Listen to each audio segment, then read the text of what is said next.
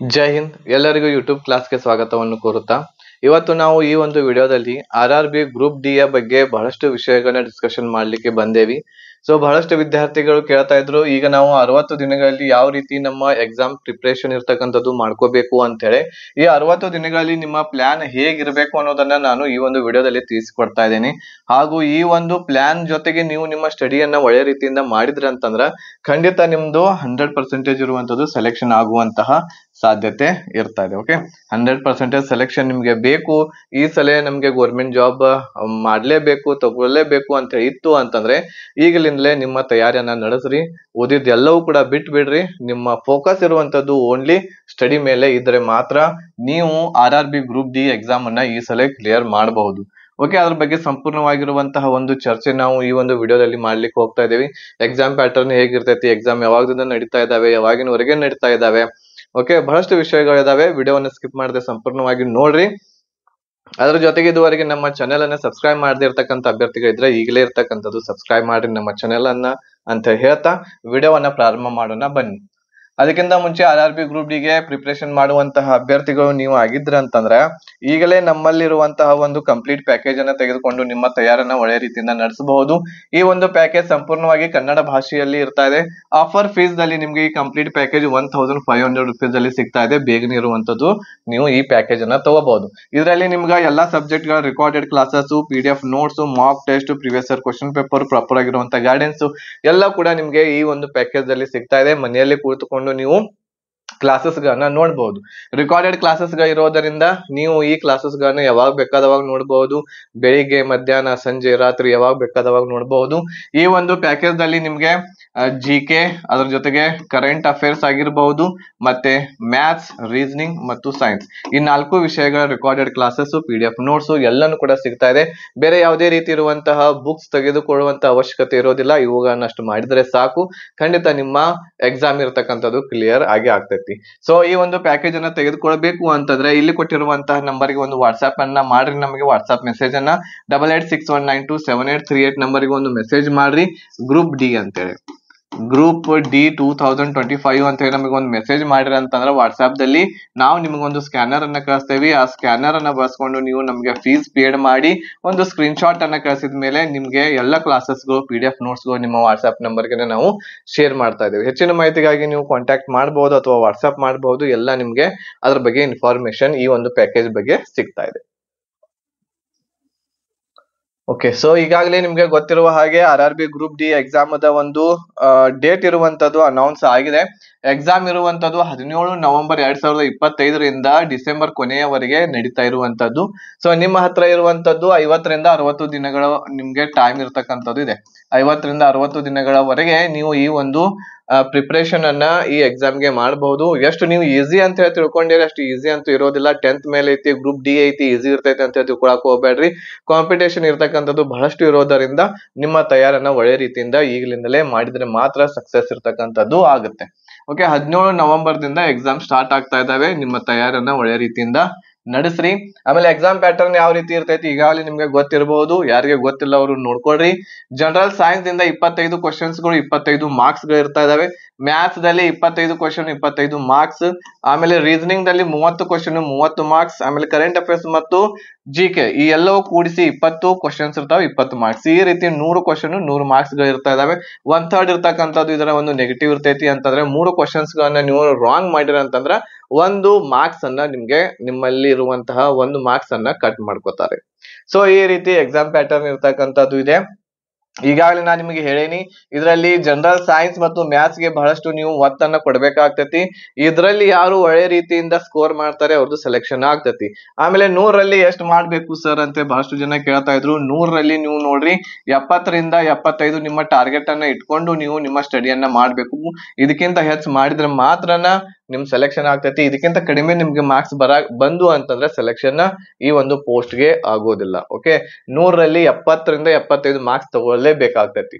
So ಈಗ ಇಲ್ಲಿ ಕೆಲವೊಂದಿಷ್ಟು ಮಾಹಿತಿ ನಿಮ್ ಜೊತೆಗೆ ಹಂಚ್ಕೋಬೇಕಾಗಿದೆ ನಾನು. ಸೊ ಇಲ್ಲಿ ವೇಕೆನ್ಸಿಗಳು 2025 ಗ್ರೂಪ್ ಡಿ ಇದ್ರ ಬಗ್ಗೆ ಹೇಳ್ತಾ ಇದ್ದೀನಿ ನಾನು. ಟೋಟಲ್ ಆಗಿ ವೇಕೆನ್ಸಿಗಳು 32,438 ವೇಕೆನ್ಸಿಗಳಿದಾವೆ. ಫಾರ್ಮ್ ಬಂದಿರುವಂತದ್ದು 1 ಕೋಟಿಗಿಂತ ಹೆಚ್ಚು ಫಾರ್ಮ್ಗಳು ಫಿಲ್ಅಪ್ ಈ ಸಲ ಆಗಿದಾವೆ. ಕಾಂಪಿಟೇಷನ್ ನೋಡೋದಾದ್ರೆ 333 ಜನ ಒಂದು ಪೋಸ್ಟ್ಗೆ ಕಾಂಪಿಟೇಷನ್ ಮಾಡ್ತಾ ಇದ್ದಾರೆ.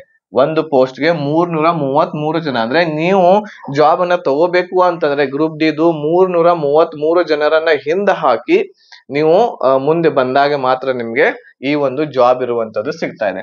ಆಮೇಲೆ ಸೆಲೆಕ್ಷನ್ ಯಾವ ರೀತಿ ಇರ್ತಾ ಇದೆ? ಸೆಲೆಕ್ಷನ್ ಮೊದಲು CBT ಎಕ್ಸಾಮ್ ಇರ್ತಾ ಇದೆ, ಕಂಪ್ಯೂಟರ್ ಬೇಸ್ಡ್ ಟೆಸ್ಟ್ ತಗೋತಾರೆ. ಕಂಪ್ಯೂಟರ್ ಎಕ್ಸಾಮ್ ಆದ್ಮೇಲೆ ಫಿಸಿಕಲ್ ಎಫಿಷಿಯನ್ಸಿ ಟೆಸ್ಟ್ ಕೂಡ ಇರ್ತಾ ಇದೆ, ಫಿಸಿಕಲ್ ಇರ್ತಾ ಇದೆ, ಆಮೇಲೆ ಡಾಕ್ಯುಮೆಂಟ್ ವೆರಿಫಿಕೇಶನ್ ಮತ್ತು ಮೆಡಿಕಲ್ ಇರ್ತಾ ಇದೆ. ಮೊದಲು ನೀವು ಕಂಪ್ಯೂಟರ್ ಎಕ್ಸಾಮ್ ಪಾಸ್ ಮಾಡಿದ್ರ ಅಂತಂದ್ರ ಈ ಒಂದು ಫಿಸಿಕಲ್ ಆಗಿರ್ಬಹುದು, ಮೆಡಿಕಲ್ ಆಗಿರ್ಬಹುದು ಬಹಳ ಈಸಿ ಇರ್ತೈತಿ, ಬಹಳ ಈಸಿಯಾಗಿ ನೀವು ಪಾಸ್ ಮಾಡಬಹುದು. ಬಟ್ ಮುಖ್ಯವಾಗಿ ಇಲ್ಲಿ ಇರುವುದು ಏನು ಅಂತಂದ್ರ CBT. ನೀವು ಕಂಪ್ಯೂಟರ್ ಬೇಸ್ಡ್ ಎಕ್ಸಾಮ್ ಅನ್ನ ಕ್ಲಿಯರ್ ಮಾಡಿರ ಅಂತಂದ್ರ ಮುಂದಿಂದೆಲ್ಲ ಈಸಿ ಆಗ್ತೈತಿ. ಅದ್ರ ಸಲುವಾಗಿ ಇದ್ರ ಬಗ್ಗೆ ಬಹಳಷ್ಟು ಫೋಕಸ್ ಅನ್ನ ನೀವು ಮಾಡ್ರಿ. Okay, computer exam. ಸೊ ಇಲ್ಲಿ ನೋಡ್ರಿ ಯಾವ ರೀತಿ ಇರುವಂತಹ ನಮ್ಮ ಪ್ಲಾನ್ ಇರಬೇಕು ಅನ್ನೋದನ್ನ ನಾನು ಒಂದ್ ಸ್ವಲ್ಪ ನಿಮ್ಗೆ ಐಡಿಯಾ ಕೊಡ್ತೇನೆ.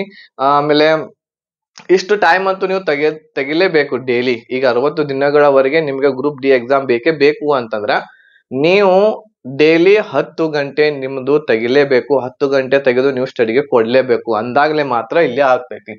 ಸೊ ಇಲ್ಲಿ 8 ರಿಂದ 10 ಗಂಟೆವರೆಗೆ ನೀವು ಡೈಲಿ ಇರುವಂತಹ ಒಂದು ಸ್ಟಡಿ ನೀವು ಮಾಡ್ಬೇಕಾಗ್ತೈತಿ. ಏನೇನ್ ಮಾಡ್ಬೇಕು ಇದರಲ್ಲಿ, ಯಾವ ರೀತಿ ಓದ್ಬೇಕು ಅಂತಂದ್ರೆ ಪ್ರತಿದಿನ 3 ಸಬ್ಜೆಕ್ಟ್ ಓದ್ಲೇಬೇಕು. 3 ಸಬ್ಜೆಕ್ಟ್ ಅಂತಂದ್ರೆ ಯಾವ್ದು ಬರ್ತಾ ಇದಾವೆ ಇಲ್ಲಿ ನಿಮ್ಗೆ?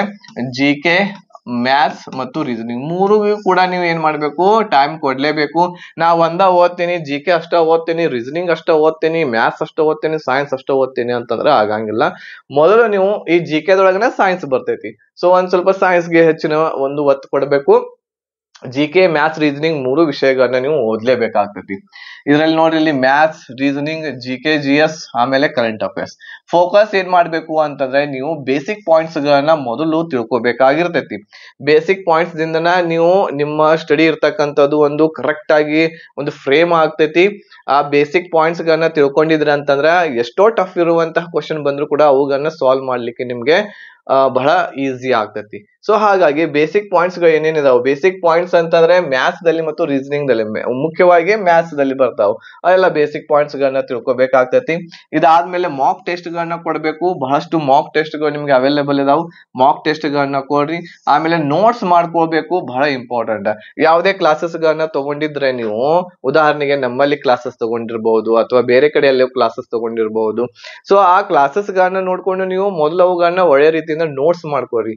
ಯಾಕೆ ನೋಟ್ಸ್ ಮಾಡ್ಕೋಬೇಕು ಅಂತಂದ್ರ ಅವುಗಳನ್ನ ರಿವಿಷನ್ ಮಾಡ್ಬೇಕಾಗ್ತೈತಿ. ಯಾವಾಗ ಎಕ್ಸಾಮ್ ನಿಯರ್ ಬರ್ತೈತಿ ಆ ಒಂದು 10 ರಿಂದ 15 ದಿವಸಗಳ ಮುಂಚಿತದಿಂದ ನೀವು ರಿವಿಷನ್ ಮಾಡ್ಬೇಕಾಗ್ತೈತಿ. ಅದರ ಸಲುವಾಗಿ ರಿವಿಷನ್ ಮಾಡ್ಕೊಳ್ಳೋ ಸಲುವಾಗಿ ನೀವು ಎಲ್ಲವುಗಳನ್ನ ನೋಟ್ಸ್ ಮಾಡ್ಕೋಬೇಕು.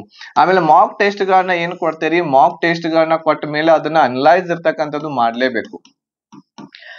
ಓಕೆ, ಅನಲೈಸ್ ಇರ್ತಕ್ಕಂಥದ್ದು ನೀವು ಮಾಡಿದ್ರೆ ಮಾತ್ರ ನಿಮ್ಗೆ ಮಾಕ್ ಟೆಸ್ಟ್ ಇರ್ತಕ್ಕಂಥದ್ದು ಇಫೆಕ್ಟಿವ್ ಆಗ್ತೈತಿ. ಇಲ್ಲಾಂದ್ರೆ ಬರೇ ಸುಮ್ನೆ ಮಾಕ್ ಟೆಸ್ಟ್ ಕೊಡೋದು, 100ರಲ್ಲಿ 20 ಮಾರ್ಕ್ಸ್ ಬಂದು 30 ಮಾರ್ಕ್ಸ್ ಬಂದು ಬಿಟ್ಟು ಬಿಡೋದು ಹಾಗಿರೋದಿಲ್ಲ.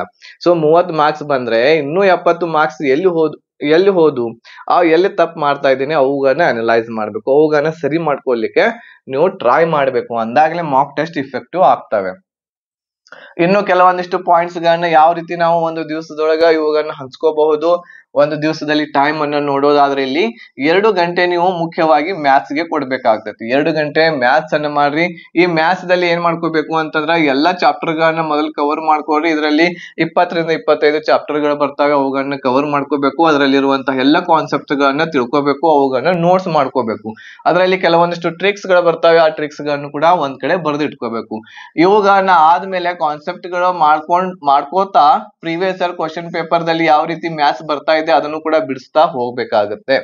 ಓಕೆ, ಅದೇ ರೀತಿ 2 ಗಂಟೆ ಯಾವ್ದಕ್ ಕೊಡ್ಬೇಕು? ನಾವು ಡೈಲಿ ರೀಸನಿಂಗ್ ಕೊಡ್ಬೇಕು. ಇದರಲ್ಲಿ ಎಲ್ಲಾ ಕಾನ್ಸೆಪ್ಟ್ಸ್ ಗಳನ್ನ ಎಲ್ಲ ಚಾಪ್ಟರ್ಸ್ ಗಳನ್ನ ನೋಡ್ಕೊಳ್ರಿ. ಆಮೇಲೆ ಮಾಕ್ ಟೆಸ್ಟ್ ದಲ್ಲಿ ಇರುವಂತಹ ಕ್ವಶನ್ಸ್ ಗಳನ್ನ ಬಿಡಿಸ್ರಿ. ಎದ್ರೊಳಗ? ರೀಸನಿಂಗ್ ದಲ್ಲಿ. ಆಮೇಲೆ 3 ಗಂಟೆ ಎದಕ್ ಕೊಡ್ಬೇಕು ಅಂತಂದ್ರೆ GK, GS ಗೆ ಕೊಡ್ಬೇಕು. ಇದರಲ್ಲಿ ನೀವು ಓದ್ಬೇಕಾಗಿರುವಂತದ್ದು ಹಿಸ್ಟ್ರಿ ಓದ್ರಿ, ಪೊಲಿಟಿ ಓದ್ರಿ, ಸೈನ್ಸ್ ಗೆ ಒಂದ್ ಸ್ವಲ್ಪ ಹೆಚ್ಚಿನ ಮಹತ್ವ ಕೊಡ್ರಿ. ಆಮೇಲೆ ಜಿಯೋಗ್ರಾಫಿ ಕೂಡ ಓದ್ಬೇಕು. ಇವು 4 ಸಬ್ಜೆಕ್ಟ್ ಅಂತೂ ಓದ್ಲೇಬೇಕು ನೀವು.